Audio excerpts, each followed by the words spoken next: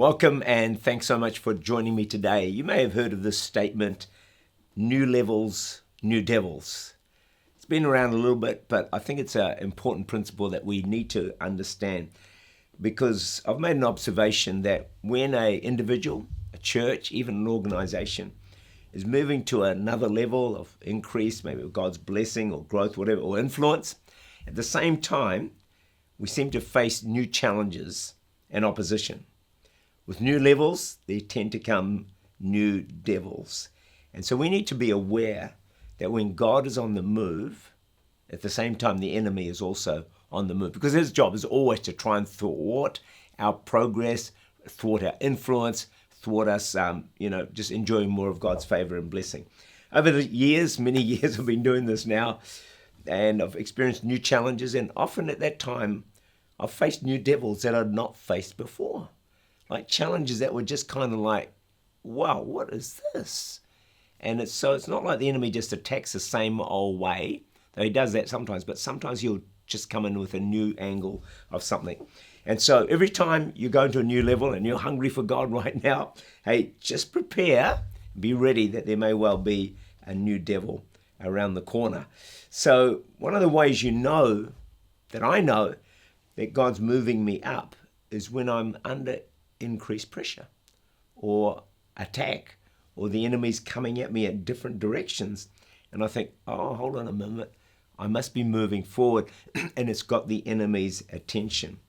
If God wasn't stepping you up to greater impact, then you're no real threat to the enemy, and he's probably going to leave you alone. Find someone who is moving forward.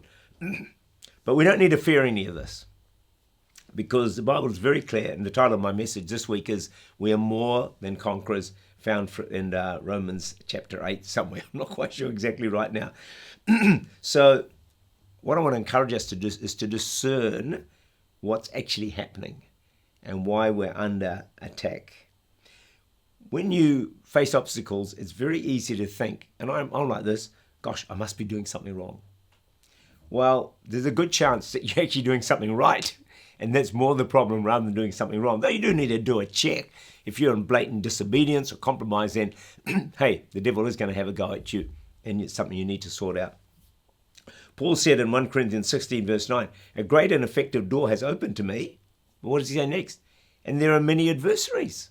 So open doors, adversaries, it's kind of like they go hand in hand. So anytime you're trying to do something new in serving God or step forward, the enemy will try to stop you or derail you.